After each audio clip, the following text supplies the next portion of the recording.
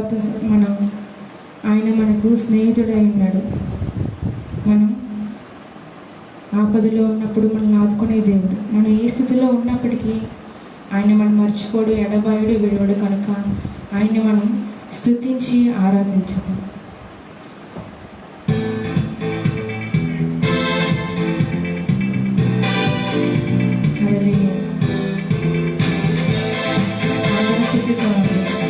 మన ఇంట్లో ఉంటూనే మన దేవుని స్థుతిద్దాం. ఎక్కడ ఉన్నప్పుడు తీసుకున్నాం.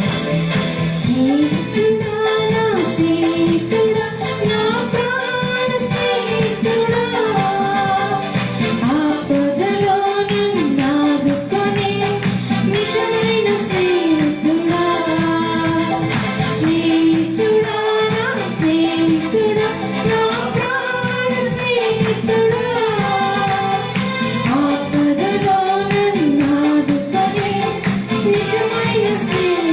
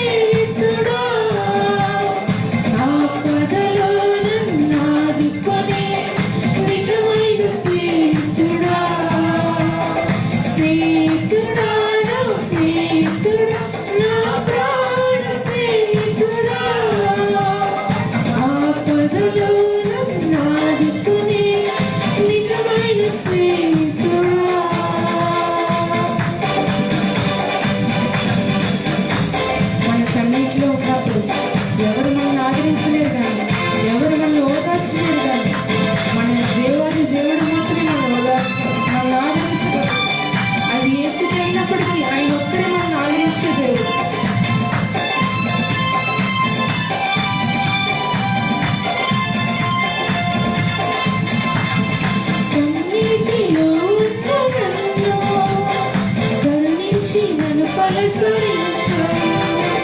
కన్నీటిలో ఉన్న నన్ను కరుణించి నన్ను పలకరించావు. ఇంటిలో మమత వెలుగు కురిపించినావు. ఇంటిలో మమత వెలుగు కురిపించినావు.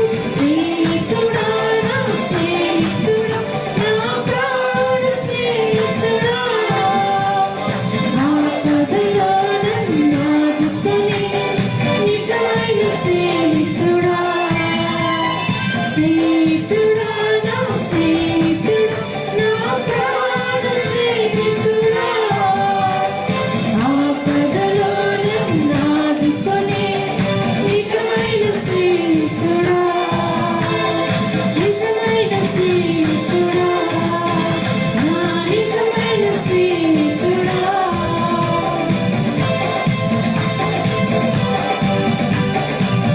వందనం యేసయ్యా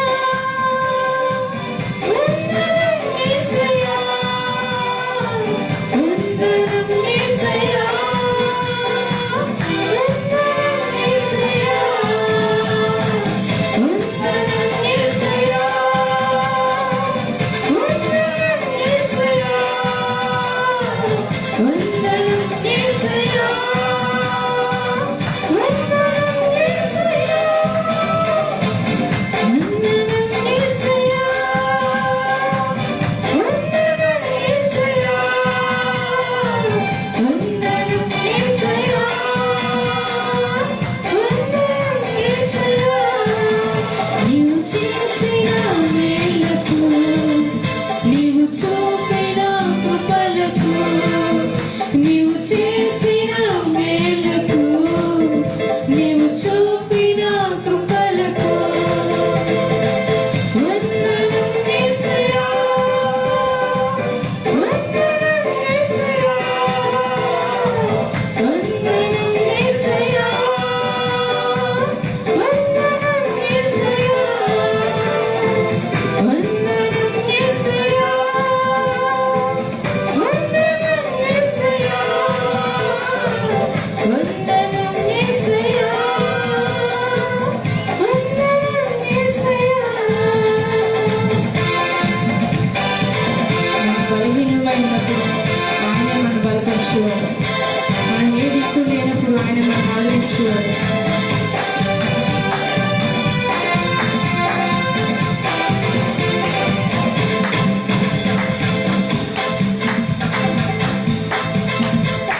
ఈ సమయంలో మనం ఆయన స్థుతిద్దామండి. మనం ఊరకనే ఉంటే ఆయన స్థుతించి ఆయన్ని ఆరాధిద్దాం. మనకు దేవుడు ఒక్కడే తోడు, ఇంకెవరు మనకు తోడు లేరు.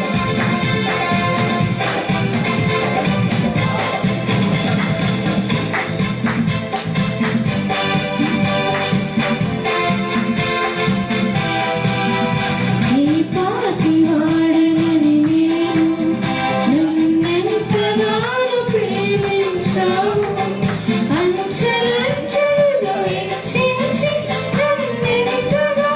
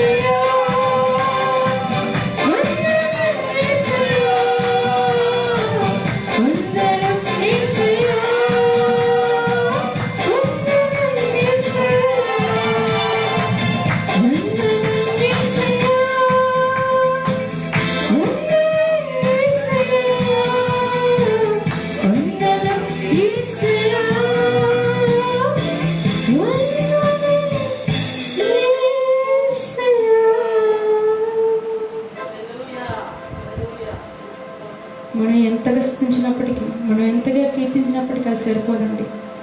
మన జీవితాంతము ఆయన స్తుతించిన, మనం ఆరాధించిన, మనం ఆయన రుణం తీర్చలేము. ఎందుకంటే ఆయన రక్తం ఇచ్చి మనం కొన్నాడు. కానీ దానికి మనం ఏమిచ్చి రుణం తీరుస్తుంది? ఆయన కోసం మనం బ్రతకాలండి జీవితంలో. మన జీవితం అంతా ఆయనే సర్వమని మనం బ్రతకాలి. ఈ పాట పాడుకుంటూ మనం ఆరాధనలోకి వెళ్దాం.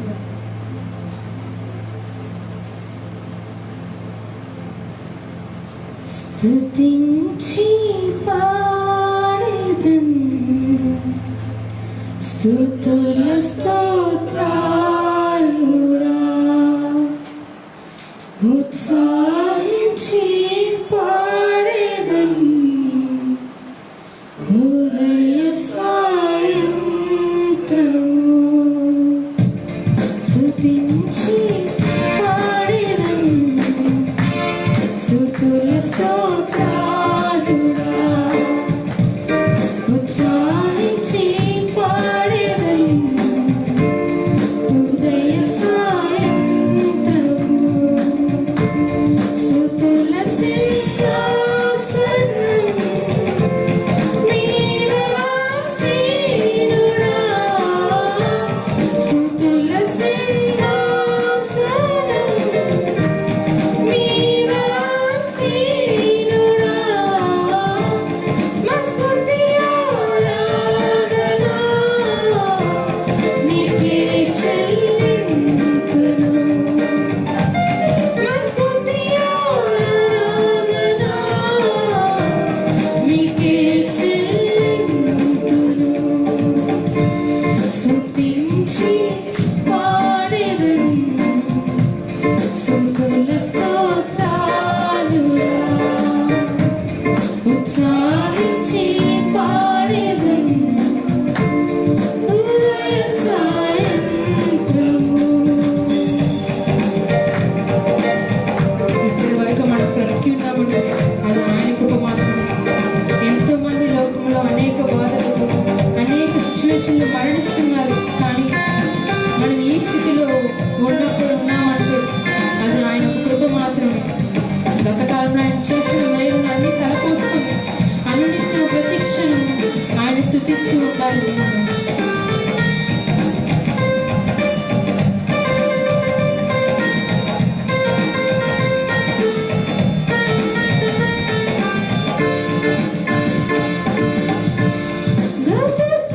గతకాలమంతా నీవు మమ్ము కాచి కాపాడావు, వెన్నెలన్నీ తీర్చావు.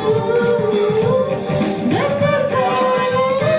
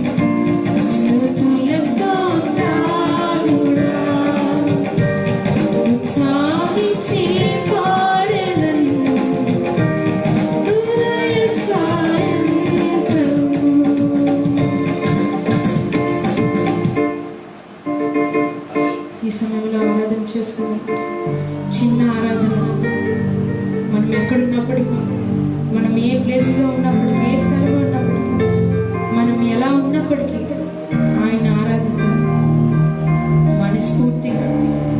మన హృదయం అంతటితో ఆయన్ని ఆరాధిద్దాం. ఈ లోకంలో ఏదైతే జరుగుతున్నదో వాటన్నిటిని విడిచిపెట్టి ఈ సమయాన్ని మాత్రం దేవునికి ఇద్దాం.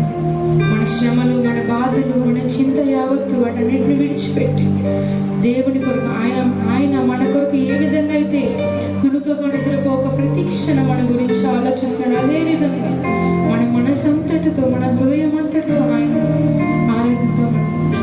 మనం ఏమైతే ఆయనకి అర్పిస్తున్నామో ఒక్కసారి జ్ఞాపకం చేసుకున్నామా? మనం ఆయనకి ఇవ్వగలుగుతున్నామో అదొకసారి జ్ఞాపకం చేసుకుందాం. ఈ సమయంలో మనం ఏమి ఇవ్వగలుగుతున్నామండి? ఆయన ప్రాణాన్ని మనకి ఇచ్చాడు. మనం ఎవరో ఆయన తెలియనప్పటికీ ఆయన ప్రాణాలు సైతం ఆయన అనేకుల చేతి హింసించబడి నలగొట్టుకుని, ఆయన శరీరం నలగొట్టుకొని ఆయన ప్రాణాన్ని, రక్తాన్ని మన కొరకు కార్చాడు. కానీ మనం ఈ లోకంలో జీవిస్తూ ఆయన ఇచ్చిన సంపద, ఆయన ఇచ్చిన సర్వము మనం అనుభవిస్తూ మనం దేనికోసం బతుకుతున్నామో ఒకసారి ఆలోచించుకున్నాం. ఈ సమయంలో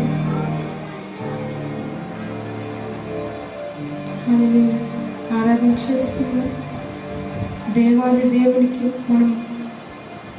మన హృదయం అంతటితో, మన కనుల నిండా కన్నీటితో ఆయన ఈ సమయంలో ఆరాధిద్దామంటే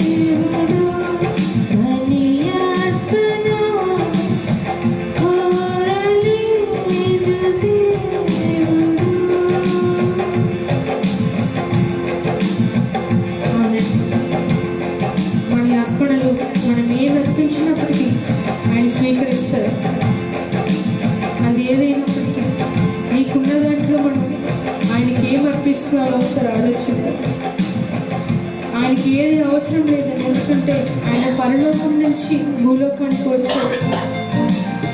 ఆయనకి మనది ఏది అవసరం లేదు, మనమే ఆయనకు కావాలి. మన హృదయం ఆయనకు కావాలి, మనం ఆయన చెంతకు చేరడమే ఆయనకు కావాలి.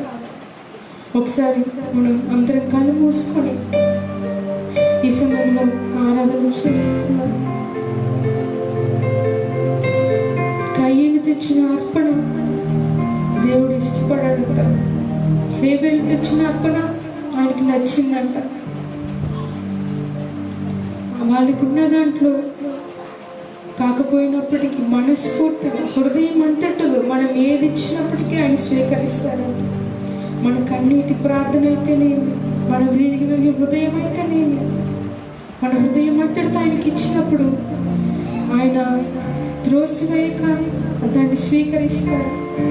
ఆయన మనల్ని ఏది అడగట్లేదండి, ఒక్క హృదయం తప్ప. తన బిడ్డలను తనకు కావాలనుకుంటున్నాడు. ఈ సమయంలో దేవుడు మాట్లాడుతున్నాడు. ఆయన ఏది ఆశించటం లేదు. మనుషులుగా మనం ఏదైతే ఆశిస్తున్నామో కానీ దేవుడు మన దగ్గర నుంచి ఏది ఆశించటం లేదు. కృపగల తండ్రి, దయగల దేవుడు తన ఉచితమైన కృప మన అందరి మీద ఉంచి ఎల్లప్పుడూ మన నిత్యము కాస్తూ, ఏ రోగము మనకు అంటకుండా,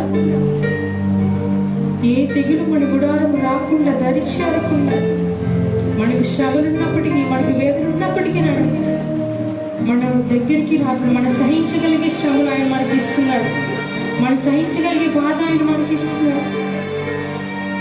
మనలో ముళ్ళు ఉంచుతాడంటే దేవుడు. ఎందుకంటే లేకపోతే మనం ఆయన మాట వినము. ఆయన మాట వినాలంటే, ఆయన వైపు చూడాలంటే మనలో ఏదో ఒక ముళ్ళు ఉంచుతాడంటారు. ఆ ముళ్ళుని బట్టి మనం దేవునికి ఆరాధన చేద్దాం. ఈ సమయంలో ఎవరైతే కన్నీటితో ఆయన వైపు చూస్తున్నారో, వేదనతో ఆయన వైపు చూస్తున్నారో, బాధతో ఆయన వైపు చూస్తున్నారు, నీ చింత యావత్తు ఆయన మీద ఏమని చెప్పిన దేవుడు మన ఎల్లప్పుడూ వినడండి. మనం అగాధంలో చీకట్లో మునిగిపోతున్నప్పటికీ తన చేయి పట్టి మన పైకి లేవనెత్తే దేవుడు. అలాంటి దేవుడు ఎంతో గొప్ప దేవుడు. మన ఎల్లప్పుడూ ఆదరిస్తూ మనకు ఆశ్రయమై ఉన్న దేవుడు. మనం ఆయన వైపు చూస్తున్నప్పుడు మన కన్నీటిని తుడిచే దేవుడు.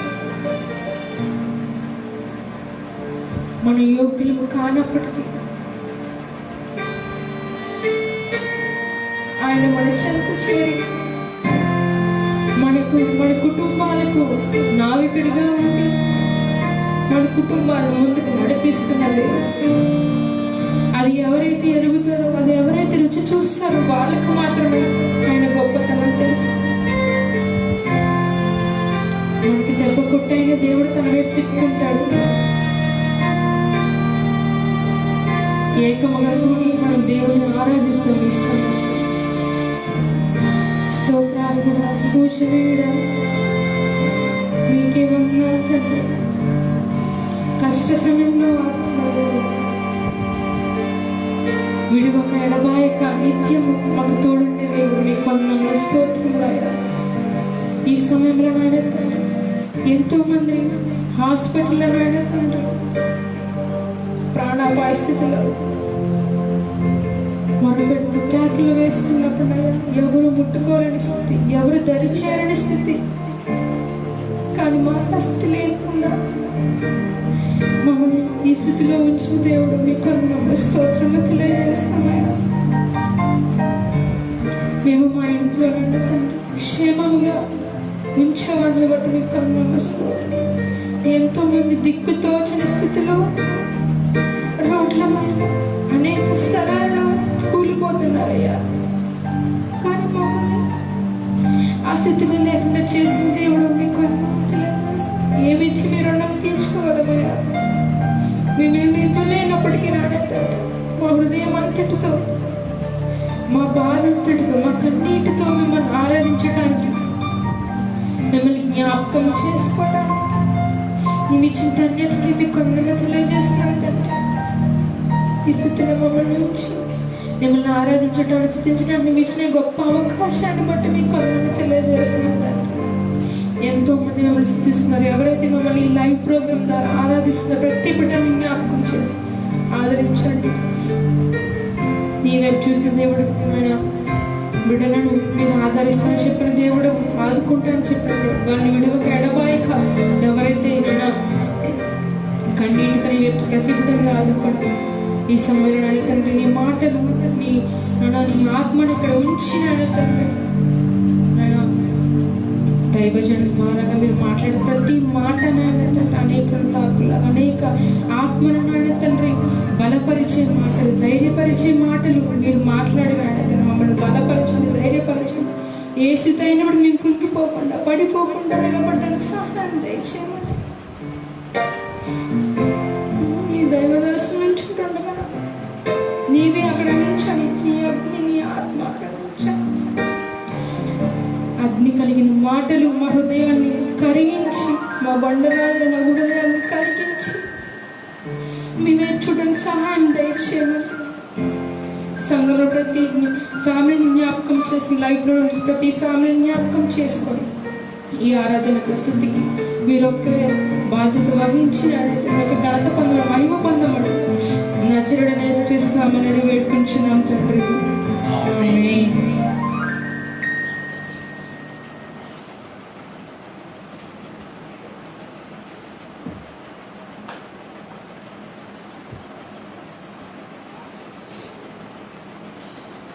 ప్రభునందు పిల్లారా, వాక్య భాగంలోకి వెళదాం.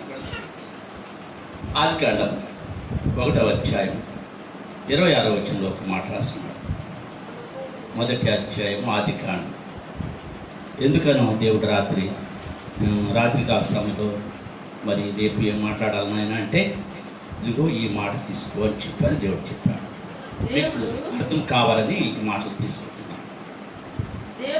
దేవుడు మన స్వరూపమందు మన పోలిక చొప్పున నరులను చేయుదాం. వారు సముద్రపు చేపలను, ఆకాశ పక్షులను, పశువులను, సమస్త భూమి మీద ప్రాకు ప్రతి జంతువును ఏలుదురుగాకనియు పలికెను. దేవుడు తన స్వరూపమందు నరుని సృజించాను. దేవుని స్వరూపమందు వానిని సృజించాను. స్త్రీని గాను పురుషుని గాను వారిని సృజించాను. దేవుడు వారిని ఆశీర్వదించాను. ఎట్లనగా మీరు ఫలించి అభివృద్ధి పొంది విస్తరించి భూమిని నిండించి దాన్ని లోపరుచుకొనుడి. సముద్రపు చేపలను, ఆకాశ పక్షులను, భూమి మీద ప్రాకు ప్రతి జీవిని ఏలుడని వారితో చెప్పాను. దేవునికి స్తోత్రం. ప్రభునందు ప్రియనుకుంటారా, మొదటి 26వ వచనంలో మన స్వరూపమందు అని చెప్పాడు. మన స్వరూపం అని అంటే అక్కడ కింద 2వ వచనంలోకి వచ్చేటప్పటికి దేవుడు తన స్వరూపమందు అన్నాడు. అక్కడ మీరు బాగా గమనించాలని మనం చేస్తున్నాం. ఏమిటి మనం అక్కడ ధ్యానం చేయవలసింది మనము అని చెప్పిన దాంట్లో తండ్రి, కుమార, పరిశుద్ధాత్మ వాళ్ళ ముగ్గురు ఉన్నారు. అంటే ప్రపంచంలో సర్వమును సృష్టించడానికి వాళ్ళ ప్రణాళిక ఏంది? ప్రభునందు పెట్టారా, దేవుడు ఎందుకు మానవుని నిర్మించాడు? ఆయన ఆలోచన ప్రణాళిక ఏమైంది? గ్రహించగలిగింది ఆ లోకం? ఆయన ఈ లోకానికి వస్తే ఒక మానవుడిగా, అంటే సింహముగా వస్తే ఎవరు చేర్చుకోరు కదా, లేకపోతే ఒక మృగముగా వస్తే, జంతువుగా వస్తే చేర్చుకోరు కదా. కనుక ఒక మనుష్యుడిగా, మానవుడిగా ఈ లోకానికి ఆయన వస్తే ఆయన ఎవరు గ్రహించలేదు. ఆయన ఆ సమయంలోనే ప్రభునటువంటి క్రీస్తుకు వస్తున్నా అంటే ఆయన వచ్చి లోకంలో ఉండి అందరికీ తెలియపరిచినటువంటి సత్యాలు ఎవరు అన్వేషించలేదు. అందుకని ఆయన సెలవు తీసుకెళ్తుంటే ఒక రచన పాట రాశాడు. కదిలింది కరుణరథం, సాగింది క్షమాయుగం, మనిషి కొరకు దైవమే.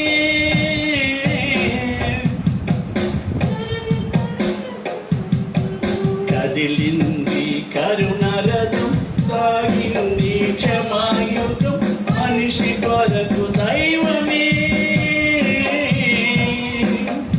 ఆయన పరలోకం నుండి ఈ లోకానికి ఒక యాజకుడుగా, ఒక పరిచారకుడిగా ఆయన ఈ లోకం ఏమో అనుభవించలేదండి. మీరు ఆయన చూచారు చూడలేదు కానీ తెలియదు, కానీ పరిశుద్ధ గ్రంథంలో రాయబడిన ఆయన పెరుగు ఆహారం, తేనె ఏ తినేవాడట. ఆయన ఇంకా ఏమి మాంసాహారాలు అక్కడ భుజించినట్టు చెప్పలేదు. కానీ మనుషుల కొరకు ఇంత నిర్మించాడు ఆ దేవుడు. సముద్రంలో జలరాశులు, చేపలని, ఆ జంతువులను, పక్షులను, ప్రాకు పురుగులను, ఆకాశ పక్షులను, మేకలను, ఆ ఎడ్లను, వీటన్నిటినీ కూడా పశువులను నిర్మించి మీరు వాటి మీద ఏలుడి అని చెప్పాడు. మనుషులు ఏం చేస్తారంటే వాటన్నిటినీ కూడా సంపుకొని తింటూ ఉన్నారు. ఈ మాటకి వచ్చినట్లు చూసినట్లయితే ప్రభునందు ప్రధాన ఆ చైనా దేశంలో చూసినట్లయితే వాళ్ళకి ఒకటని తేడా లేదంట. మట్టి పాములు కూడా తినేవాళ్ళంట వాళ్ళు. మట్టి పాము అంటే ఏంటి? ఎర్రలు అంటారు. ఎర్ర అంటే చేపలు పట్టడానికి గాలం చేసి ఆ ఎర్రని కొడతారు. వాటిల్లో కూడా ఏరుకొని తినేవాళ్ళంట వాళ్ళు. అలాంటి దౌర్భాగ్యపు స్థితి మానవుడికి అవసరమా? ఆయన నిర్మించాడు. ఆయన ఎలాగ నిర్మించాడంటే హెబ్రీ 11 అంటాడు, ప్రపంచములు దేవుని వాక్యం వలన నిర్మించబడి. దేవునికి స్తోత్రం. ఇప్పుడు కింద మనం చూసినటువంటి దేవుడు తన స్వరూపం అందన్న మాటలో దేవుని వాక్యం అంటే ఏంటి? యేసుక్రీస్తు. ఈ అంత్యకాలంలో ఆయన ద్వారా దేవుడు నిత్యతో మాట్లాడుతున్నాడు, మనందరితో మాట్లాడుతున్నాడు. ప్రభునంతుడారా, ఎవరైనా ఇలా మాట్లాడగలరా? ఇప్పుడు డాక్టర్లు విద్యను అభ్యసించారు, వాళ్ళ దగ్గరికి వెళితేనే వాళ్ళు మాట్లాడుతున్నారు. కానీ వాళ్ళైతే వాళ్ళకి అందరికీ అయా మీరు ఇలాగా ఉండండి, అలాగా ఉండండి చెప్పినటువంటి వాళ్ళు ఎవరు కూడా లేరు. అందుకని ఈ ప్రపంచములు నిర్మించడానికి ఆయన ప్రధాన శిల్పి అయినటువంటి ఆ క్రీస్తు ప్రభు ఆనాడు కూడా ఉన్నాడు. తండ్రి, కుమార, పరిశుద్ధాత్మ వీళ్ళ ముగ్గురు మాట్లాడుకున్నటువంటి సమయంలో వాళ్ళు ఆ చెప్పబడినటువంటి మాట మాట్లాడుకున్నారు. కానీ చేతి పని మాత్రము ప్రభు అయినటువంటి క్రీస్తే. ఆయన చేతితో నిన్ను నన్ను చేసుకున్నాడు. ఒక కుమ్మరిగా, ఒక పనివాడిగా మనం నిర్మించుకున్నాడు. ఏమిటి ఆ నిర్మాణంలో, ఆ ప్రణాళికలో ఉన్నటువంటి గొప్ప భాగ్యం ఏమిటి? ప్రభుత్వ గారా ఆలోచిస్తున్నాం. మనము, మన దేహము, మన శరీరము, మన ప్రాణం, మన ఆత్మ ఎక్కడి నుంచి వచ్చినాయని వాడికి తెలుసా? మనిషిని క్రియేట్ చేయగలడా మానవుడు? మనుషులు చంపడానికి సిద్ధపడుతున్నాడు, కానీ మానవుడు మనిషిని క్రియేట్ చేయగలడా? దేవునికి ఒక్కడికే సాధ్యం. అది అందరికీ సాధ్యం కాదు. ప్రభులు అందుకు దేవుడారా. అందుకని పరిశుద్ధాత్మ దేవుడు ఎప్పుడో రాయించి పెట్టాడు. దేవుని వాక్యం వలన నిర్మించబడినవి అందును బట్టి దృశ్యమైనవి కనబడు పదార్థముల చేత నిర్మింపబడలేదని. కొండలు, పర్వతాలు ఉన్నాయి. ఈ పర్వతాలు పదార్థముల చేత నిర్మించాడా? లేదు సుమా, కలుగునుగాక అన్నాడు. ఈ జన్మన భూమిలో బంగారం ఉంది, లేకపోతే మనుషులకు కావాల్సినవన్నీ కూడా ఆయన దాచి ఉంచాడు. మేము కడపలో ఉన్నప్పుడు కడపలో ఒక ప్రాంతం ఉంది, ఆ జమ్మల మడుగు. మీకు అందరికీ తెలిసినటువంటి విషయమే. ఆ జమ్మల మడుగుకి వెళుతూ ఉంటే రోడ్డు ప్రక్కనే నాపురాళ్ళు పలకలుగా పేర్చబడి ఒకదాని మీద ఒకటి, అంటే మధ్యలో ఏమి లేదు ప్రభునంతులారా. అవి రాళ్ళు ఇలా తీస్తే బయటకు వచ్చి పెద్ద పలకలు వస్తాయి. అలాగా బంగారు కూడా అలాగే గనుల్లో పెట్టించేసాడు దేవుడు. ఇనుముని పెట్టించాడు. ఎవరు ఆలోచిస్తున్నారండి? ఇదేమో వాట్సాప్ ఇంటుంటే టాటా గారిని గురించి చెప్తున్నారు. టాటా ఆయన ప్రాధాన్యత పొందినటువంటి వాడట. ఉన్నటువంటి ముగ్గురు ఆ ధనికుల్లో ఆయన పేరు లేదు. ఎందుకు లేదు అని చెప్తున్నారనంటే ఆయన తనకు వచ్చిన భాగం, ఈనాటికి కూడా వివాహం కాలేదట ఆయనకు. తను వచ్చిన భాగమంతటిలో కూడా పేదలకు, దిక్కులేని వారికి, దీనులకు ఆయన సహాయం చేస్తున్నాడట. 60% దిక్కులేని వారి కొరకు సహాయం చేస్తున్నాడట. ఆయనను ఎవరు గుర్తించలేకపోయినా కూడా దేవుడు 6 లక్షల షేర్లు దానికి ధనం కూడుకున్నట్లయితే దాన్ని 60 లక్షల దాకా దేవుడు, కోట్ల దాకా, మిలియన్స్ దాకా చేశాడట. ఆయనను కూడా ఈ నిర్మలకి ఆయనకి వివాహం కాలేదట. కానీ తన సంపద అంతా కూడా తన దగ్గర ఉన్నటువంటి ఆ తాజ్ హోటల్ బాంబే విమానాలు, ఇవన్నీ కూడా ఇంత ఉన్నప్పటికీ కూడా ఆయన ఒక సామాన్యుడిగా తన దగ్గరికి వెళ్ళినటువంటి మనుషులకు సహాయం చేసేవాడట. మీకు ఇంకో మాట కూడా చెప్తున్నాను. డిమార్ట్ ఉందండి. ఈ డిమార్ట్ 10 సంస్థలు మాత్రమే ఉండేయట. ఇప్పుడు 118 సంస్థలు అయిపోయినాయట. ఆయన కూడా తనకు వచ్చేటువంటి షేర్స్, ధనములు, వ్యాపారములు వచ్చేటువంటి లాభం అంతా కూడా ఆయన పేదలకే ఇవ్వాలా అని చెప్పనని ఆయన పనివాళ్ళకి కానీ, ఆయన పనివాళ్ళ దగ్గరికి వెళ్ళి ఆయన భుజం మీద చేసి మాట్లాడతాడట. ఎవరు నా దగ్గర ఉన్నటువంటి వాడు కష్టపడకూడదు, వారు తినాలి, వారు సంపాదించుకున్నది వాడే భుజించాలి, నాకు అవసరం లేదు, నాకున్నది డబ్బు, కానీ దీన్ని అందరికీ పంచివ్వడానికి నేను ఈ పని చేస్తున్నానని చెప్పారని ఆయన పేరు మంచి గొప్పగా చెప్పారండి ప్రభునందరి దేవుడు గారు. అలాంటి వాళ్ళు ఎంతో మంది ఉన్నారు. కానీ మనిషిని ఎందుకు తయారు చేశాడు దేవుడు? ఆయన ప్రణాళిక ఏంటి? తిని పడుకొని నిద్రపోమనే, లేకపోతే సంపాదించుకోండి, బాగా మీ మట్టుకు మీరు ఉండండి అని చెప్పానా? కాదు. ఆయన ప్రభు అయినటువంటి క్రీస్తు రక్షకుడిగా ఈ లోకానికి వచ్చాడు. రక్షించడానికి, మానవాళిని రక్షించడానికి వెతుక్కుంటూ వచ్చాడు. ప్రభుత్వ వెతికి రక్షించిన నిన్ను నీవు లోకంలో ఏ విధముగా ఉన్నావంటే అది భయంకరమైనటువంటి స్థితి అని చెప్పి తెలియపరుస్తున్నాడు. ఇప్పుడు ఆయన ఏర్పాటు చేసినటువంటి వాటి అన్నిటిలో కూడా ఆయన మాట చేతని నిర్మించబడినవని. అవి కూడా ఎలాగంటే ఎవరు గ్రహిస్తున్నారు? అపోస్తలుడు పౌలు భక్తుడు అంటాడు, నేను విశ్వాసం చేత దాన్ని గ్రహించుచున్నానని చెప్పి. దేవునికి స్తోత్రం. విశ్వాసం లేకుండా ఎవరు కూడా దేవుని చూడలేరండి. విశ్వాసం అంటే నమ్మకం. ఆ నమ్మకం ఏమిటి?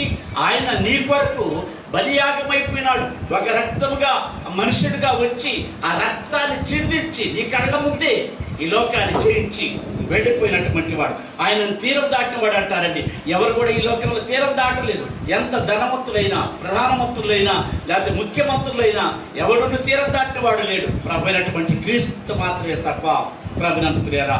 అందుకని ఆది కాండములు ఆయన అంటాడు, 104వ కీర్తన అంటాడు, దావీదు అంటున్నాడు, నీవు ఊపిరి విడుచుట వలననే కదా అవి సృజించబడెను. చాలా జంతువులు, నీవు కూడా ఈ రాత్రి కాలంలో దేవుడితో మాట్లాడుతున్నాడు. నీకు ఊపిరి ఉందంటే ఆయన ఊపిరి విడుస్తున్నాడు. నీకు ప్రతి దినము నూతన పరుస్తున్నాడు. నీ కొరకు నీ జీవాన్ని, ఆయుష్ని పొడిగిస్తున్నాడు. ఆయన దయ నీ మీద ఉన్నది కనుక నీవు తిరిగి చేస్తున్నావు. ప్రభునంతులారా, జ్ఞాపకం చేసుకోవాలని మాట్లాడుతున్నాడు దేవుడు. దావీదు అంటున్నాడు, నీవు ఊపిరి విడువగా అవి సృజించబడను. అట్లు నీవు భూతలమంతటిని కూడా నూతన పరుచుతున్నావు. అందుకని యెహోవాయే దేవుడని తెలుసుకునుడి. ఆయనే మనల్ని పుట్టించను, మనం ఆయన వైపు గొర్రెలము. దేవునికి స్తోత్రం. మనం ఎవరమంట? ఆయన మేపేటటువంటి గొర్రెలము. 127వ కీర్తన అంటాడు, తన ప్రియులు నిద్రించుతుండగా. ఎవరు తన ప్రియులు? ఆయనకి ఇష్టమైనటువంటి వారందరూ కూడా. ఆయన ఎవరైతే చేతులతో చేశాడు మనుషులు, ఆ మనుషులందరి పట్ల కూడా ఆయనకి ఆ ప్రేమ ఉన్నది. ప్రభునంతుకున్నారా, ఆ ప్రేమ కొలతలేనిది, దాన్ని ఎనతగలేనటువంటి ప్రేమ, ఎంత దాని లోతు పొడవు చూడలేనటువంటి స్థితి. అందుకని ఆ తండ్రి, కుమార, పరిశుద్ధాత్మదేవుడు వాళ్ళ ముగ్గురు మాట్లాడుకున్నారట. ప్రభునందు దేవుడు ఉంటారా. ఆది కాండము 3వ అధ్యాయము 22వ వచనంలోకి వచ్చేసరికి వాళ్ళు మళ్ళా ముగ్గురు కలుసుకున్నారట. వాళ్ళు ఏమనుకుంటారంటే, మంచి చెట్లు ఎరుగునట్లు ఆదాము మనలో ఒకడైపోయినాడు. అంటే తనకు కూడా అధికారం ఇచ్చేసాడు కనుక దేవుడు, ఆయన ఏళ్లలో ఒకడైపోయాడు. ఇప్పుడు ఎవరన్నా ఎంతమంది అయిపోయినారు లోకంలో? 4 అయిపోయినారు. ఈ 4 కూడా అధికారం, సర్వాధికారం కలిగి ఉన్నారు. మనలో ఒకడు అయిపోయినాడు కనుక, కాబట్టి అతడు ఒకవేళ తన చేయి చాచి జీవవృక్ష ఫలం కూడా తీసుకుంటాడేమో. అది తిన్న తర్వాత అతడు నిరంతరం నుంచి జీవిస్తాడేమో మనలాగా. అందుకని అతడు ఏ నేల నుండి తీయబడ్డాడో ఆ నేలను సేద్యపరచుకోవడానికి ఆయన ఏదేని తోట నుంచి బయటికి పంపించాడు. దేవునికి స్తోత్రం. ఎందుకు త్రోసి వేయబడ్డాడు? ఇప్పుడు బిడ్డలు ఉన్నారండి, మనకు పుట్టినటువంటి బిడ్డలే ఉన్నారు. వాళ్ళని ఏదన్నా చిన్న పొరపాటు చేస్తే బయటకు త్రోసి వేయగలమా? త్రోసి వేయలేము. ఎందుకు త్రోసి వేశాడు? వాళ్ళు కూడా నిరంతరము అంటే దేవుళ్ళు అయిపోతారు, దేవతలు అయిపోతారు, ఇక నరులు ఎందుకు సృష్టించబడ్డము అన్నటువంటి దృక్పథంతో వాళ్ళని ఆ బయటికి పంపించి వేశాడు ప్రభునందు పిల్ల. ఆ పంపించేటప్పుడు మళ్ళీ ఆయన దుఃఖపడ్డాడట, విచారపడ్డాడట. ఏమని దుఃఖపడుతున్నా అంటే ఆయన పిల్లలు కన్నాడు, ఎలా బ్రతుకుతారు, వాళ్ళకి కావాల్సిన ఆ చర్మపు చొక్కాయి వాళ్ళకి తొడిగించి పంపించాడట. మీరు వెళ్ళండి, అభివృద్ధి పొందండి, జీవించండి, ఫలించండి అని చెప్పి పంపించాడట ప్రభునందు పిల్లరా. ఆ వెళ్ళినప్పుడు ఇక ఏను హేబేలు వీళ్ళు పుట్టారు. వీళ్ళ తర్వాత ఇంకా జనాంగం పుట్టారు. వాళ్ళు భూమిని విస్తరిస్తూ ఉన్నారట, విస్తరింపారంభించారట. తర్వాత యెహోవా ఆయన అనుకుంటా 6వ అధ్యాయంలోకి వచ్చేసరికి నా ఆత్మ ఎల్లప్పుడూ నరులతో వాదించలేదు. దేవునికి స్తోత్రం. మనుషులు ఏం చేస్తున్నారు? నిత్యము వాదిస్తూ ఉండాలి. ఇప్పుడు మా అద్భుతం ఉంది, ఆమెకి ఏమైనా చెప్పామనుకో మనం చెప్పిన మాటే వెళ్తూ ఏ అమ్మాయి ఎందుకు ఎక్కలేదంటే నేను చేసిందే చేస్తానంట, నేను చేసిందే చేస్తాను, నేను ఏం తినాలో కూడా తింటాను, ఏం ఉండాలంటే అక్కడ ఉండాలంటే అక్కడ ఉంటాను, ఎప్పుడు పడుకోవాలంటే అప్పుడే పడుకుంటాను, నా ఇష్టం అంటుంది. చిన్న బిడ్డ తలుపు ప్రక్కన ఇంకా చిన్న బిడ్డ 1 year కాదు, ఆయన కూడా ఏమంటుంది అక్క చేస్తుంది కాబట్టి నేను కూడా చేస్తాను, నా ఇష్టం. క్రయింగ్ అన్నమాట, ఏడుపు దుఃఖం. అదేమంటే కీ అని ఏడు. మనుషుల్ని ఎందుకు చేశాడు దేవుడు? దేవుని స్తుతిస్తాను చెప్తూ ఉంటాం, ప్రార్థించమా, దేవుని స్తుతించు, ఆయన గణపరచు, చదువుకో. అయ్యి హాలిడేస్ ఇచ్చారు కనుక అని చెప్తే ఆ పుస్తకం పక్కన పెట్టి మనం ప్రార్థన చేసినప్పుడు మాత్రం పుస్తకం చేస్తారు. దేవునికి స్తోత్రం. అందుకని నేను ఎల్లప్పుడూ నా ఆత్మ మనుషులతో నరులతో వాదించదు, వారు తమ అక్రమ విషయంలో నరమాత్రులైరి. దేవునికి స్తోత్రం. ఏమంట? వాళ్ళ అక్రమ విషయంలో నరమాత్రులు. అంటే నరమాత్రులు అంటే ఏంటి? నరములు కలిగినటువంటి వాడు. నరము అనంటే రక్తపు నాడులు, అంటే మట్టి నుండి తీయబడ్డాడు కనుక ఆ మన్నుకు చేరియగలిగినటువంటి స్థితి. కొందరు అంటారు వాడు నేల చూపులోడయ్యా, ఆమె నేల చూపులాని నేల చూస్తూ ఉంటుంది, కానీ మనుషులు చూడంటే వాళ్ళ చూపులంతా కూడా ఎలా ఉంటాయంట? నేల మీదనే ఉంటాయంట. మనం చెప్పాం కదా, స్థలానికి సంపాదించుకోవడం, పొలాన్ని సంపాదించుకోవడం, ఇల్లు కట్టుకోవడం, ఇల్లు కట్టుకోవడం, ఇవన్నీ కూడా మనిషి తలపలేదంటే లోకమును బట్టి ఉంటాయి. ప్రభునందుకు దీని పెట్టారు. కానీ నేను విమర్శించడం కాదు, ఎందుకంటే మనం మన్ను నుండి తీయబడ్డాము. మన్ను ఇచ్చే వరకు మనసాయి చూడమన్నాడు దేవుడు, చూడమని చెప్పలేదు. మీరు భూమి మీద మీ నేత్రాలు ఎప్పుడు చూడకుండా ఆకాశం వైపు మీరు కన్నెత్తి చూడండి, పైన వాటిని వెతకండి, భూలోకంలో ఉన్న వాటిని వెతకవద్దు అని చెప్తున్నారు. ఇప్పుడు వాట్సాప్లు వచ్చాయి, లేకపోతే ఇంకా ఫోన్లో ఏమేమి వచ్చాయి, వీటన్నిటిలో కొందరు ఏదేదో చెప్తున్నారు. వాళ్ళు కొందరు ఏమంటారంటే అది కరెక్ట్ కాదు అంటున్నారు, కొందరేమో భయపెడుతున్నారు, కొందరేమో భయం లేదు అంటున్నారు, కొందరు బాగుండని అంటారు, కొందరు భయం బాగుండాలంటే మీరు పాడైపోతారు అంటారు. ఏది నమ్మాలో ఏది నమ్మకూడదో మనుషులకి ఎవరికి కూడా అర్థం కాలేదు. అంటే ఎందుకంటే దేశము పొగతో నిండిపోతున్నది, మాయ చేత నిండిపోతుంది, అంధకారంలో కురిగిపోతుంది, అబద్ధాలతో నిండిపోతుంది. అబద్ధాలు చెబుతూ ఉన్నారు, మోసం చేస్తున్నారు, అతిక్రమ క్రియలు చేస్తున్నారు ప్రభునందు పిల్లరా. అందువల్ల ఆయనకు కోపం రాకుండా ఉంటుందా? అందుకని ఆదికాండంలో 11వ అధ్యాయం 7వ వచనంలో ఏమన్నంటే మనం దిగిపోయి వాళ్ళ భాషను తారుమారు చేసేద్దాం. దేవునికి స్తోత్రం. అప్పుడు దాకా అందరూ ఒకటే భాష అంట, ఎవరు మాట్లాడినా అర్థమైపోతుందంట. అక్కడ చూసేటప్పటికి దేవుడు వాళ్ళ ముగ్గురు చూశారంట, మనం మళ్ళీ దిగిపోయి వాళ్ళ భాషను తారుమారు చేసేద్దాం. ఎందుకంటే ఇల్లు కట్టుకుంటారు నాయన అంటే వాళ్ళు బాబేలు గోపురాన్ని కడుతున్నారట, ఆకాశం అంత ఎత్తు. ఇప్పుడు టాటా గారి గురించి చెప్పాం కదా, తాజ్ హోటల్ బాంబేలో చాలా పెద్ద బిల్డింగ్ అంటండి, లక్షల మంది పనిచేస్తారట అక్కడ. ఆ లక్షల మంది పనిచేసే వాళ్ళు కూడా ఆ నమ్మకముగా పనిచేసేవాటమంట. యజమానుడు మంచిగా చూస్తాడని చెప్పని ఆ ఉగ్రవాదులు వచ్చి దాని మీద బాంబ్ బ్లాస్ట్ చేసినప్పుడు ఎంతో మంది శవాలు ఇక్కడ రాలిపోయినారంట. ప్రబంధుల ఆయన కన్నీరు కార్చి దుఃఖపడి ఏడ్చాడంట. అయ్యో ఎంతమంది నన్ను నమ్ముకొని ఇక్కడికి వచ్చి హతులైపోయినారా, ప్రాణాలు పోయినారా, రక్తం చిందించినారా అని చెప్పని ఎంతో దుఃఖపడ్డాడట, వేదన పడ్డాడట. ప్రభునందు పిల్లల వేదన పడడమే కాదు, ఆ కుటుంబాలన్నింటికి కూడా నేను నా నష్టపోయినా పర్లేదు కానీ వాళ్ళందరికీ సహాయం చేయాలని చెప్పినటువంటి ఉద్దేశంతో ఆయన మరి దేవుని యొక్క ప్రేమను కలిగి సహాయం చేశాడట. అలాంటి సమయంలోనే యెషయా గ్రంథం 6వ అధ్యాయం 8వ వచనం అంటాడు, మా నిమిత్తము ఎవరు పోతారు దేశాన్ని కాపాడడానికి అని చెప్పి అడుగుతున్నాడంట. అడిగితే ఎవరున్నారు అప్పుడు దాకా యెషయాకి ఏముందంటే, నా నాలుగు మాంద్యం గలవండయ్యా, నేను ఎలా పోగలనయ్యా, నేను పోతే ఏమి చేయగలను, నా మాట ఎవడింటాడు అని అంటే దూత వచ్చి కాల్చితో కలిగినటువంటి నిప్పులతో ఆ నాలుగురు కాల్చి పెదవులను తగిలించిందట. తగిలించగానే తనలో ఉన్న పాపం అంతా కూడా పవిత్రమైపోయిందట. దేవునికి స్తోత్రం.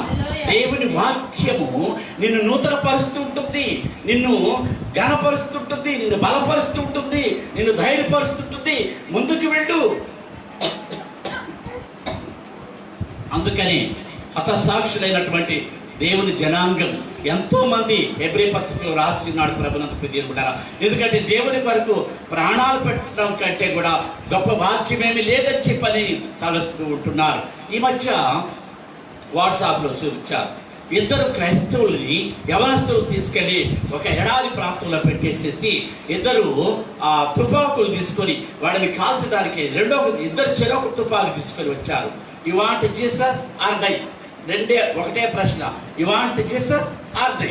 యేసుక్రీస్తు కావాలా లేకపోతే సరిపోతావా? ఒకడు ఉండి ఆలోచించాడు, ఏడ్చాడు, ట్రై చేశాడు. ఏడ్చామంటే, అయ్యా నాకు మీ మాట వింటాను, నేను బ్రతుకుతాను, నాకు జీసస్ అవసరమో లేదు. ఆడు పోయినాడట. వాడు పోయిన బట్ట ప్రక్కన ఉన్నటువంటి వాడు మోకాళ్ళు వేసి ప్రార్థన చేస్తున్నట, ఇదిగో నా ప్రభు నన్ను రక్షించాడు, నన్ను కాపాడినాడు. షడ్రకు మెషకు అబద్ధగోలు ఏ విధంగా చెప్తున్నారో వాళ్ళ ప్రకటన చేస్తున్నారు.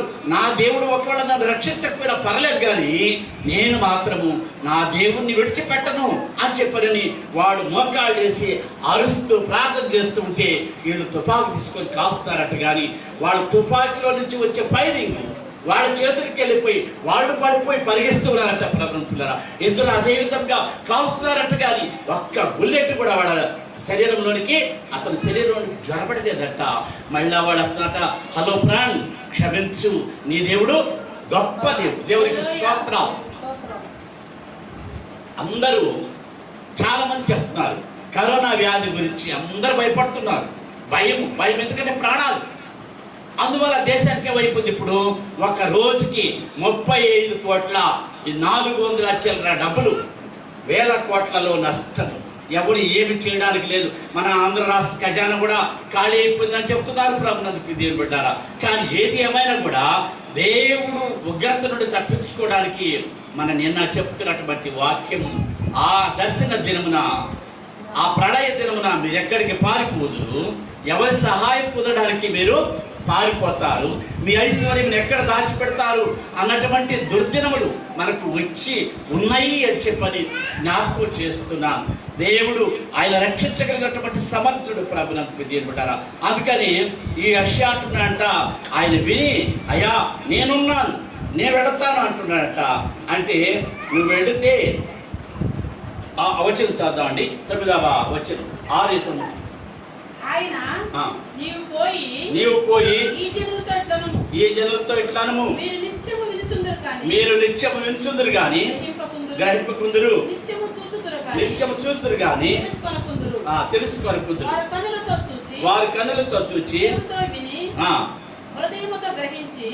హృదయంతో గ్రహించి మనసు మార్చుకొని స్వస్థత పొందకపోనట్లు ఏ జనుల హృదయము క్రవ్వ చేసి వారి చెవులు మందపరిచి వారి కళ్ళు మూయించమని చెప్పాను. ప్రభువా ఎన్నాళ్ళ వరకని నేను అడుగగా ఆయన నివాసులు లేక, పట్టణములను మనుషులను లేక, ఇండ్లను పాడగు వరకు, దేశము బొత్తిగా వీడగు వరకు మనుషులను దూరముగా తీసుకుని పోయినందున దేశంలో నిర్జనమైన స్థలములు విస్తారమగు వరకు అలాగున జరుగును. దేవునికి స్తోత్రం. ప్రభునందుకు తీసుకుంటారు. ఏమంటున్నాడండి, ఆ మత్తయి సువార్తలో కూడా రాస్తాడు అదే మాటలు. ఎందుకంటే వాళ్ళు కన్నులుండి చూడరట. ఎందుకండి, వింటారు కానీ గ్రహించరట, చూస్తారు కానీ తెలియకుండా ఉంటారంట. దేవుని చూచి గ్రహించకుండా ఉంటారంట. మనస్సు మార్చుకొని స్వస్థత పొందకుండా ఉన్నట్లు వారి హృదయము క్రొవ్వి ఉన్నది. అందుకని ఈయన పోయి ఏం చెప్తున్నా అంటే, మీరు వెళ్ళి వాళ్ళకి చెప్పు, వాళ్ళు హృదయం క్రొవ్వ చేసి కనులు ముయించమని చెప్పను. ఎంతవరకు అంటే మనుషులు లేకుండా పోయేంతవరకు. ఇక్కడ ఒక మాట మనం జ్ఞాపకం చేసుకోండి. ఎవరైతే పురుషుడుగా ఉన్నారో వాళ్ళందరూ దేవుని మహిమై ఉన్నారు. దేవునికి స్తోత్రం. దేవుని కుమారులై ఉన్నారండి. దేవుని ప్రచురపరిచే బిడ్డలుగా ఆయన తేజో మహిమ నీ మీద ప్రకాశించున్నది. లెమ్ము, తేజరిల్లము, ఆయన కొరకు బ్రతుకు. ఆ తుపాకీతో కాస్తానని చెప్పినప్పుడు తను దేవుని మహిమను అక్కడ ప్రచురించాడు. వాళ్ళు పాపములో ఉన్నటువంటి వాడు మారు మనస్సు పొందుకొని పశ్చాత్తాపంతో దేవుని వైపు తిరిగారు. ప్రభుత్వారా మనము కూడా చూసినట్లయితే ఆయన అంటాడు, పురుషుడు దేవుని మహిమై ఉన్నాడు. వాళ్ళు ముసుకేసుకోకూడదు తల మీద. మనం కొంతమంది చూస్తూ ఉంటే ఎండలో నుంచి వస్తూ తలకి గొడ్డ వేసుకుంటారు. ఆ గొడ్డ వేసుకునేటువంటి వాడిని చూసి ఏమంటారంటే, అరే ముండమోపి అంటారు. అంటే స్త్రీ లేనటువంటి వాడు, భార్య చనిపోతే నా గుడ్డలు వేసుకోవాలా అని చెప్పారని. ఈ స్త్రీలకి పురుషుడు మహిమై ఉన్నాడు. వాళ్ళు ఏం చేయాలంట, వాడి శిరస్సుని కప్పుకోవాలంట. అది సంఘంతో హెచ్చరించినటువంటి మాట ప్రభునందు ప్రియమంటారా. ఎట్లా వాళ్ళు మహిమై ఉన్నారంటే, నీతియు యథార్థమైన భక్తియు దేవుని పోలికగా సృష్టింపబడిన నవీన స్వభావం ధరించుకొని వాళ్ళను. అబద్ధాలు మాట్లాడకూడదు.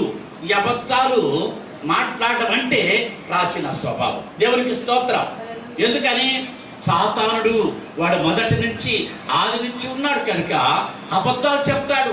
ఏదేని తోటలో నుండి వెలివేయబడ్డానికి కారణం ఏంటండి? అబద్ధాలంటే సాతానుడు. ఇది నిజమా? మీ దేవుడు చెప్పినా మీరు తింటే మీరు చచ్చిపోతారని చెప్పారా? పిచ్చాళ్ళారా, మీరు చచ్చిన సావనే సావు, నిజంగా మీరు దేవతల వలె ఉంటారు అని చెప్పినప్పుడు హవ్వ మాట వినేసింది. ఆ మాట విన్నప్పుడు పాపం ఆదాము లేపుతుంది. ఆదాము లే, ఇదిగో ఈ పండు తిను, నేను పండు తెచ్చాను, చాలా బాగుంది, నేను కూడా తిన్నానంటే ఆయన ఇది వద్దు, ఆ పండు తీసుకోకూడదు, దేవుడు మనం తినొద్దని చెప్పాడు, ఎలా తింటామని చెప్పని నేను హెచ్చరిస్తుంటే శాఖ నుంచి మళ్ళీ పిలుస్తూ ఉన్నప్పుడు ఆమె తెచ్చినప్పుడు ఈయన కూడా తిందాడు. ప్రభుత్వ పిల్లల అందుకని ఆ అబద్ధాలు, మీకు ఒక మాట చెప్పిన, అబద్ధం సర్వలోకంలో కూడా అబద్ధం. దేవుడు ఏంటంటే అబద్ధం మాట్లాడద్దని చెప్తున్నాడు. అబద్ధం అనేది ఏంటంటే మీకు జ్ఞాపకం చేస్తాను. ట్యూషన్కి స్టూడెంట్స్ వెళ్తున్నారట, గర్ల్స్. వీళ్ళు వెళ్ళినప్పుడు ఆ మాస్టర్ రావడం లేట్ అయిందట. ఆయన బ్రష్ నోట్లో వేసుకొని బ్రష్ చేస్తున్నట. పిల్లలు మీరు కొంచెం కూర్చోండి, నేను వస్తున్నానని చెప్పనేది. ఆయన బ్రష్ చేస్తూ ఉంటే ఒక పాప లేచిందట. మీరు ఒక చిన్న ప్రశ్న వేస్తారు, మీరు ఎవరైనా చెప్పగలిగినట్లయితే నేను చాలా సంతోషిస్తానని చెప్పిందట. ఏంటమ్మా ఆ విషయం చెప్పని చెప్పిన వాళ్ళు అడిగినప్పుడు అంటున్నదట, ప్రపంచంలోకెల్లా రుచికరమైనది ఏంటి అని చెప్పని అడిగిందట. ఒక పాప ఏంటి, మా అమ్మ చేపల కూర చేస్తారు, పులుసు చాలా బాగుంటుంది, పీతల కూర చేస్తారు, రొయ్యల కూర చేస్తారు, గోంగూర పచ్చడి, ఇలా ఒక్కొక్కరు వాళ్ళకి తగినది చెప్పారట. అయితే వాళ్ళు దాన్ని ఎవరు ఆ అమ్మాయి స్వీకరించలేదట. ఏమన్నదంటే, అబ్బా అది కరెక్ట్ కాదు, అన్నిటికన్నా కూడా ప్రపంచంలో రుచికరమైనది అబద్ధం. దేవునికి స్తోత్రం. అబద్ధము దేవుడు ఏం చెప్తున్నాడంటే అబద్ధం మాట్లాడకూడదు అని చెప్తున్నాడు. కానీ లోకం ఏం చెప్తుందంటే అబద్ధాలే చెప్తుంది. అబద్ధం వినడానికి ఇంపుగా ఉంటుంది, చెవికి రుచికరంగా ఉంటుంది, దానిని అనుసరిస్తే మరణానికి తీసుకెళ్తున్న సంగతి వాళ్ళకి తెలియదు. అబద్ధములకు జరగుడైనటువంటి సాతాను చేసినటువంటి పనిని, కుయుక్తిని మనుషులు గమనించలేకున్నారు. ప్రభునంతకు దేవుని బిడ్డలారా, అబద్ధాన్ని ఎవరైనా కూడా నమ్ముతారు, కానీ నిజము నిప్పు లాంటిది, అది కాల్చి వేస్తుంది, దహించి వేస్తుంది. సత్యాన్ని అన్వేషించడానికి ఎవరికి కూడా తాహత ఉండదు. ఎలాగమ్మా అబద్ధం ఎట్లా రుచికరమైందని చెప్తే మాస్టర్ వచ్చేసారట. ఏంటి ఇలా చెప్తున్నావు పాప, చిన్న పాప, మీరు ఇంత జ్ఞానం ఎక్కడిది నీకు అని చెప్తే, అయ్యగారు నేను ఇప్పుడు చెప్పను, నేను చెప్పింది చేయండి అని చెప్పానంట. వాళ్ళ ఇంటి దగ్గర ఉన్నటువంటి అయ్యగారి ఇంటి దగ్గర చెట్టు, ఆ చెట్టు చుట్టూ పరదా కట్టించేసి అక్కడ డేరా వేసేసారట. వేసేసిన తర్వాత పైన షామియానా కూడా వేశారట. అందరికి ఇన్విటేషన్ పంపించండి, పాంప్లెట్స్ పంపించండి, కలెక్టర్ గారికి, కమిషనర్ గారికి, డీజీపీకి, అందరికీ, దేశంలో ఉన్న అధికారులందరికీ, ఇంకా ప్రక్కల వాళ్ళకి కూడా పంపించేటారు. రమ్మని చెప్పండి కానీ ఒకటి, ఎవరు కూడా ఆ పాంప్లెట్లో ఏమని రాయాలంటే, ఇక్కడ తల్లిదండ్రులకు నిజంగా పుట్టినటువంటి వారితోని దేవుడు మాట్లాడుతున్నాడు అని చెప్పండి అని చెప్పినప్పుడు ఆ విధముగా మాస్టర్ గారు పాంప్లెట్ వేసేసి ప్రకటన చేశాడట. అందరూ వస్తున్నారు. మొదటిగా ఎవరు రావాలి? ఫస్ట్ క్లాస్ మ్యాజిస్ట్రేట్ కలెక్టర్ గారు రావాలి. కలెక్టర్ గారు వెళ్ళాడట. కలెక్టర్ గారు వెళ్ళి కొబ్బరికాయ కొట్టి దండం పెడుతున్నాట. దేవుడా మాట్లాడు, దేవుడా మాట్లాడు, దేవుడా మాట్లాడు అంటున్నాట. మాట్లాడగాడా? మాట్లాడలేడు. ఆయన బయటకు వచ్చి ఏం చెప్పాలా దండం పెట్టుకుంటూ వస్తున్నాట. మాట్లాడాడు చెప్తున్నట్ట, కానీ వెళ్ళిపోతున్నాడు. అలాగే అధికారులందరూ కూడా వెళ్ళిపోయారంట. అయ్యో, అబద్ధం ఇంత రుచికరమైనదా అంటే సత్యాలు ఎన్నో ఉన్నాయి ప్రభుని పిల్లరా, చెప్పడానికి సమయం లేదు కనుక నేను కొద్దిపాటితో నేను ముగిచేస్తున్నాను. ఎందుకంటే అబద్ధమును నమ్మడానికి బహు రుచికరంగా ఉంటుంది. అది ఎలాగంటే అది పొందినటువంటి వాడికే తెలుస్తుంది. నేను కూడా ఉద్యోగం చేసేటప్పుడు, అయ్యా ఇదిగో నువ్వు కడపలో ఉద్యోగం చేస్తున్నావు, ట్రాన్స్ఫర్ చేశారు, నీకు మంచి ప్రాంతానికి పంపిస్తాను, నువ్వు డబ్బులు కానీ ఇచ్చినట్లయితే నేను సహాయం చేస్తానని చెప్పని మీకు గంటల ఆర్డర్ వస్తుందని చెప్పారండి. నేను ముందుగా చెప్పాను, నా పరిస్థితి బాగలేదయ్యా, వద్దు, నన్ను పాడు చేయొద్దు, ఇలా బ్రతకనండి అని అంటే వాడు నా మాట వినలేదండి. మీకేం పర్లేదు సార్, మిమ్మల్ని నమ్మించి మోసం చేస్తామని చెప్పని వాళ్ళు డబ్బు తీసుకున్న తర్వాత ఎదుగో రోజు రోడ్లు వెంబడి తిరిగి చెట్ల కింద కూర్చొని కాళ్ళు నొప్పులకి, ఆహారం లేక, రాత్రులు నిద్ర లేక, ఒకరోజు బయలుదేరితే మళ్ళీ రెండో రోజు మళ్ళీ బస్సు ఎక్కి ఇక్కడ దిగి అక్కడ దిగి ప్రాణం అప్పిపోయింది. కానీ అప్పటికి రిటైర్డ్ అయిపోయినాను, కానీ డబ్బులు మాత్రం రాలేదు. కానీ సహాయం చేయలేదు, మాట కూడా చెప్పలేదు. ఇప్పుడు ఎక్కడున్నారో తెలియదు. మన ఆరాధనలో కూర్చుంటే గుర్తొచ్చారు వాడు. ప్రభువా, మోసము, అబద్ధం లోకమంతా నిండిపోయింది, వేదనతో బ్రతుకుతున్నటువంటి మనుషులకు న్యాయం చేకూర్చవా తండ్రి అని చెప్పని ఆరాధన చేస్తూ ఉన్నాను. ప్రభునందు పొందింటారా?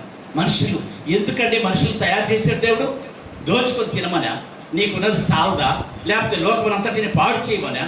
లోకము నాశనం చేయమని చెప్పి దేవుడు చెప్తున్నాడా? లేదండి. నిన్ను వలే నీ పొరుగు వారిని రక్షించు, నీ వాళ్ళతో మాట్లాడు అంటున్నాడు. అబద్ధాలు అవి ప్రాచీన స్వభావం, వాటిని పరిత్యజించాలంట. ఎందుకంటే జ్ఞానము కలిగినట్లు నిన్ను సృష్టించిన వారి పొరుగు చొప్పున నూతన పరచబడుచు నవీన స్వభావమును ధరించుకుని ఉన్నారు. దేవునికి స్తోత్రం. జ్ఞానం ఉందా నీకు? ఉన్నట్లయితే దినము దేవుడు నీ కొరకు నూతన సృష్టిని కలుగు చేస్తున్నాడు. నీకేమి కావాలో ఇస్తున్నాడండి, నీకేమి చేయాలో ఇస్తున్నాడండి, నీకు ఏమి అవసరమైనదో కష్టాల్లో, బాధల్లో. మొన్న ఒక కుటుంబంతో మాట్లాడాను. ఆ కుటుంబము, అయ్యా మీకు సహాయం పంపడానికి వేరే వాళ్ళు అడుగుతున్నారయ్యా, ఏం చెప్పమంటావయ్యా అంటే, వాళ్ళ సహాయం మాకు వద్దయ్యా, మా దేవుడే మమ్మల్ని కాపాడుతున్నాడు. 3-4 సంవత్సరాల నుంచి మా దేవుడు మమ్మల్ని పోషిస్తున్నాడు. కష్టాల్లో, వ్యాధుల్లో, బాధల్లో ఏ విధము చేతనైనా కూడా మేము వాటన్నిటిని కూడా జయించి విజయం తెచ్చుకుంటున్నాం.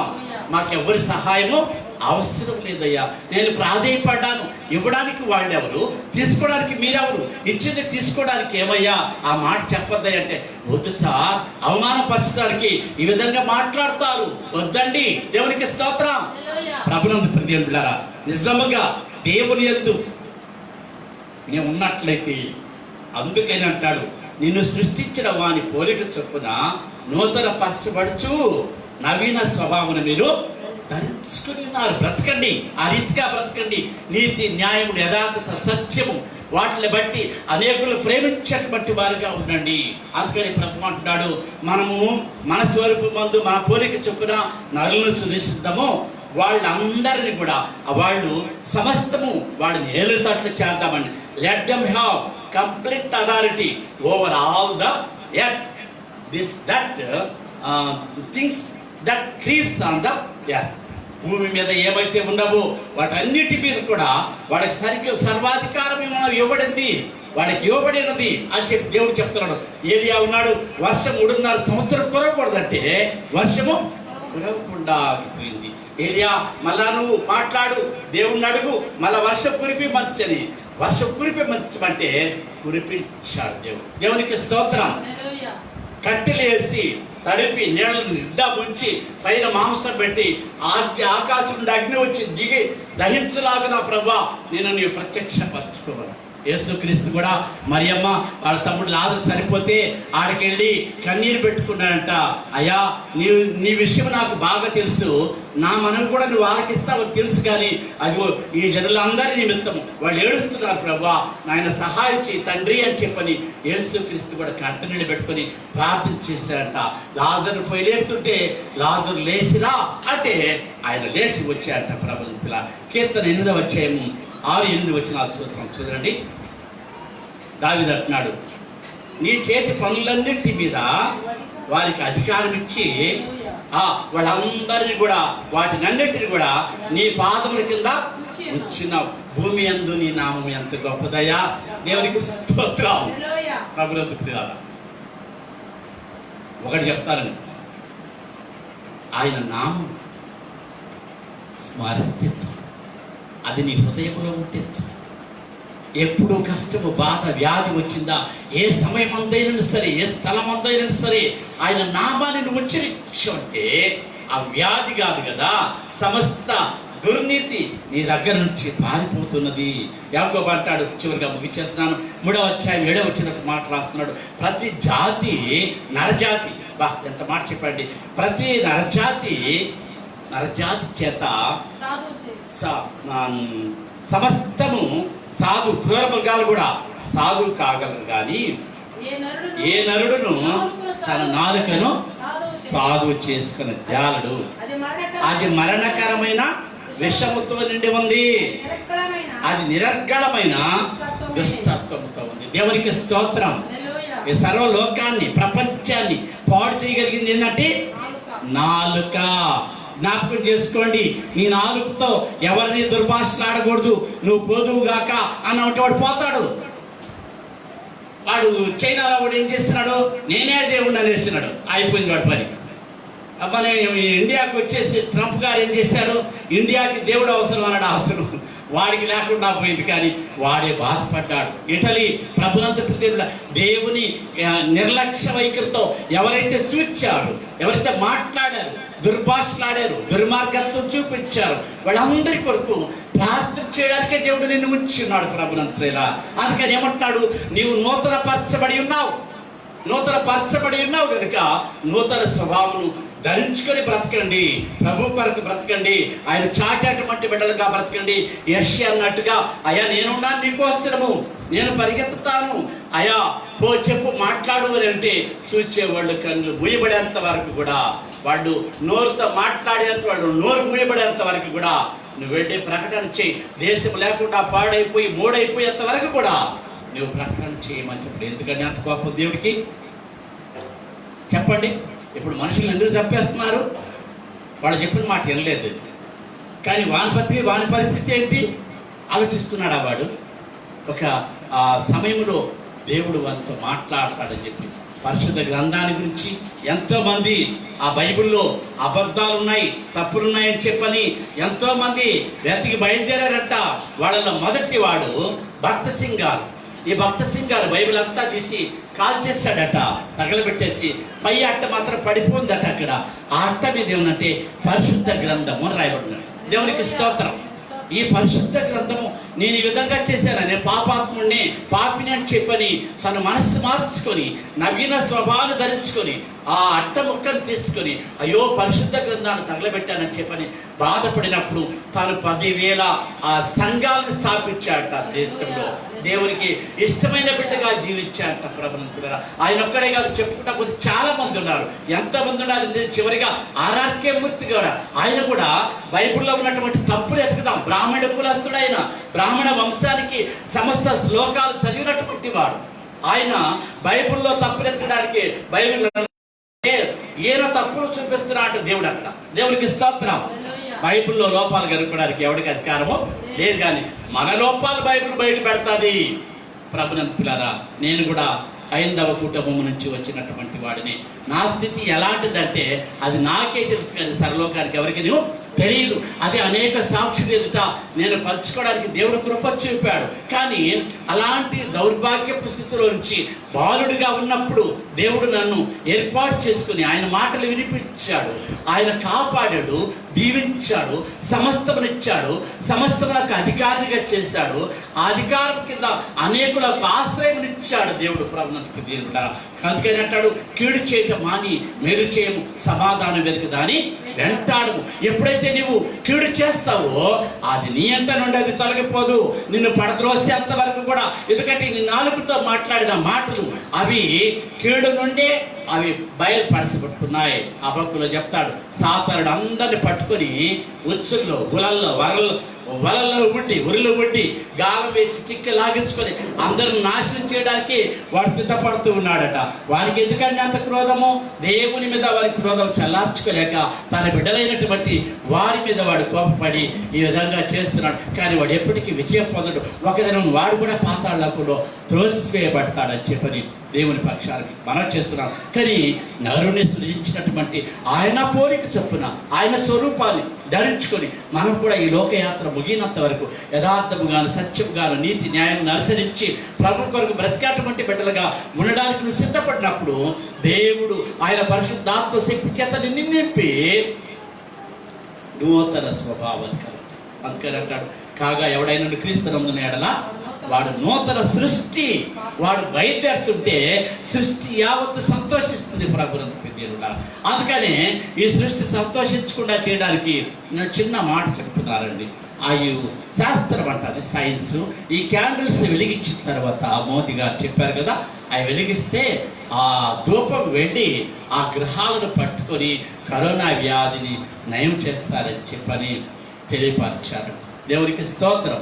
దేవుడు ఇచ్చినటువంటి జ్ఞానము మనుష్యులు వారు పొందుకోవాలి. ఆ పొందుకోవడానికే దేవుడిని వెంబడించాలి. మనమైతే ఎవరైతే ఏ స్థితిలో ఉన్నామో అది దేవుని తట్టు మనం తిరిగినట్లయితే దేవుడే మనకు సమాధానకర్త. ప్రార్థన చేసుకుందామండి. కళ్ళు మూసుకున్నట్లయితే నాతో కూడా మీరు తలలో వచ్చండి. అమ్మగారు ప్రార్థన చేస్తారు.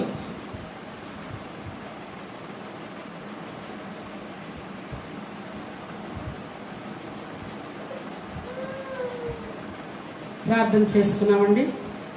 మమ్మల్ని ఎంతగానో ప్రేమించిన మా ప్రియ పరలోకపు తండ్రి, ఈ రాత్రికాల సమయంలో ఈ రీతిగా నీ దాసులు నిలబెట్టుకొని నాతో మాతో మీరు మాట్లాడిన విధానం బట్టి నీకు వేలాది స్తుతులు స్తోత్రం చెల్లించుకుంటున్నానయ్యా.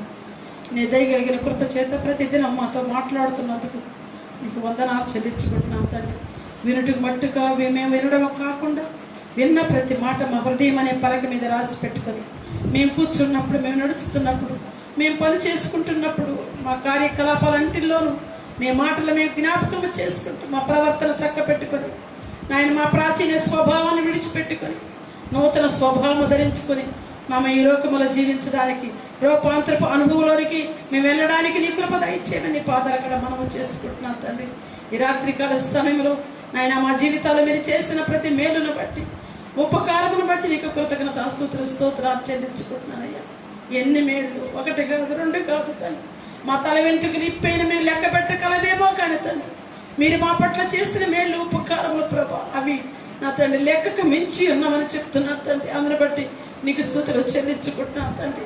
ఎంతగా మమ్మల్ని ప్రేమించినది, కులకొక నిద్రపోక మమ్మల్ని కాపాడుతున్న దేవునికి అనుదినం అనుక్షణము ప్రభా కృతజ్ఞత చెల్లించేవారముగా అయ్యా, నీకు ఇష్టమైన బిడలగా నువ్వు చెప్పినట్లు మేము నడిచేవారముగా మా ద్వారా నువ్వు సంతోషపడే రీతిగా మేము జీవించడానికి నీ కృప దయచేయము. మీరే మహిమ పొందమని ఈ వాక్యానికి నీరు కట్టి ఫలింపచేయండి.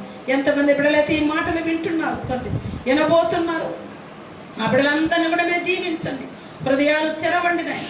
ఆ హృదయపు లోతుల్లో ఈ మాటలు చేర్చుకొని ప్రభా, దారి తప్పుతున్న వేళలో ఈ మాటలు ప్రభ జ్ఞాపకం ఉంచుకోవడానికి నీ కృప దయచేయండి. నీరు కట్టి ఫలింపచేసి అభివృద్ధి పరచమని మా ప్రభువును మా రక్షకుడు నజుడని యేసుక్రీస్తు శ్రేష్టమైన నామములో స్తుతించి అప్పగించి వేడుకుంటున్నాను తండ్రి. ఆమేన్. ఆమేన్. నేను ఒక పాట పాడతానండి, సమయం ఉంది కనుక ఏమనుకోవద్దు. మార్పు చెందవా నీవు, మార్పు చెందవా, నీ బ్రతుకును మార్చుకోవా. మార్పు చెందవా నీవు, మార్పు చెందవా, నీ బ్రతుకును మార్చుకోవా. అనుకూల సమయం ఇది ఏనని ఎరిగి, అనుకూల సమయం ఇది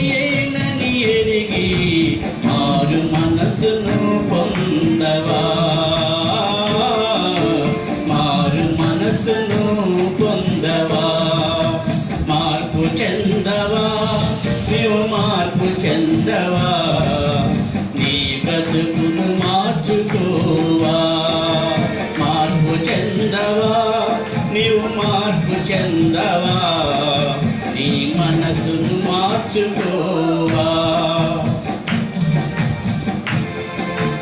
ఎన్నాళ్ళు నీవు జీవించిన గాని ఏముంది ఈ లోకంలో,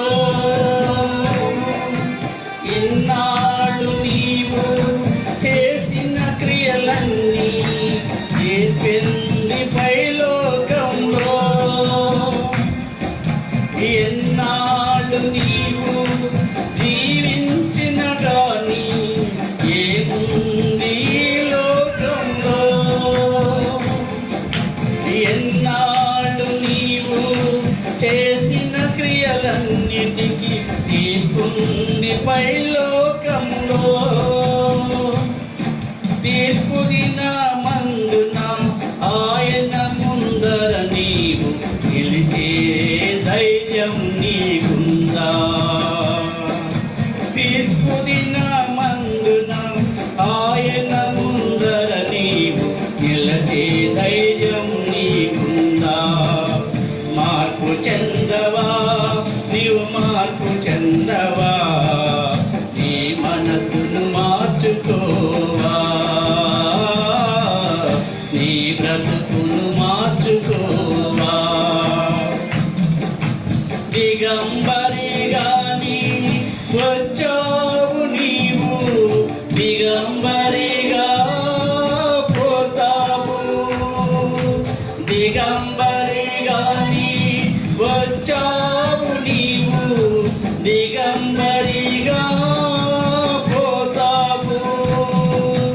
మన్నైన నీవు మన్నైపోతావు, ఏదో ఒక దినమందున. మన్నైన నీవు మన్నైపోతావు, ఏదో ఒక దినమందున. దేవుడిచ్చిన ఆత్మ దేవుని యొద్దకు చేరు, దేవుడిచ్చిన ఆత్మ దేవుని యొద్దకు చేరు. నీకంటూ ఏముందిలే, నీకంటూ ఏముందిలే. మార్పు చెందవా, నీవు మార్పు చెందవా, నీ బ్రతుకును మార్చుకోవా, నీ మనసును మార్చుకోవా. అనుకూల సమయం ఇది ఏనని ఎరిగి, అనుకూల సమయం ఇది ఏనని ఎరిగి, మారు మనసును పొందవా, మారు మనసును పొందవా. మార్పు చెందవా, నీవు మార్పు చెందవా, నీ బ్రతుకును మార్చుకోవా, నీ మనసును మార్చుకోవా. ప్రార్థన చేద్దాం. ఆశీర్వాదం. కృపా సత్య సంపూర్ణుడా, మీకు వందనాలు. ఈ దినములో మేము ఈ రీతిగా నీ సన్నిధిని అనుభవించుట మాకు ఎంతో మేలు నాయన, దీవెనకరం. ఈ లోకంలో ఏమీ లేదు, ఈ లోకాన్ని విడిచి వెళ్ళవలసిన వారిని ఉన్నంత కాలం ప్రభా నిన్ను గణపరుస్తూ నీ మహిమను తేల్చూస్తూ ప్రభా నువ్వు చేసిన ప్రతి కార్యము కొరకు, ప్రతి మేలు కొరకు కృతజ్ఞతాస్తుతులతో మా శరీర ప్రాణ ఆత్మలు ప్రభా నిన్ను గణపరచునట్లు మీరు స్వతంత్రించుకోమని వేడుకుంటున్నాం తండ్రి. అపవాది క్రియలకు లయం కాక తండ్రి, అపవాది క్రియలకు లొంగిపోక ప్రభా ఈ లోకాన్ని ఎదిరించగలిగినటువంటి శక్తి ఆయన మాకు దాయిత్యమని, మా నాలుకను ప్రభా సాధువు చేసుకోగలిగినటువంటి కృతజ్ఞత జీవితం మాకు దాయిత్యమని, నూతన స్వభావం అనుదినం పొందినట్లు కృప చూపమని, ఇదిగో ఈ దిన ఆరాధన అంతట్లో మీరు తోడుగా ఉండి నడిపించినందుకు, లైవ్లో చూస్తున్న ప్రతి బిడ్డకు ఈ అభిషేకం తండ్రి వారిని తాకునట్లు ముట్టినట్లు వాడి హృదయాన్ని పవిత్రపరచినట్లు కృప చూపి కాపాడి నడిపింపు చేయమని నజరేయుడైన యేసునామములో ప్రార్థనకి పెట్టుకుంటున్నాం తండ్రి, ఆమేన్. ఆశీర్వాదం తీసుకుందామండి. మన పరమ తండ్రి అయిన యెహోవా దేవుని యొక్క ప్రేమయు ఆయన కుమారుడును మన రక్షకుడునైన యేసుక్రీస్తు యొక్క కృప, పరిశుద్ధాత్మ యొక్క అన్యోన్య సహవాసం, సర్వలోకమును రక్షించుటలో అన్యోన్య సహవాసం, ఆత్మీయ జీవితము, దేవుని కృప సర్వదా ప్రజలందరికీ, పాలకులకును, నాయకులకును, పనిచేయించినటువంటి డాక్టర్లకును, నర్సులకును, మున్సిపాలిటీ వారికి, దిక్కులేని వారికి, దరిద్రులకును సదా తోడేడు నడిపింపు చేయగాక. ఆమేన్. అందరికి వందనాలు. దేవుని కృపలో మిమ్మల్ని అందరూ కాపాడు.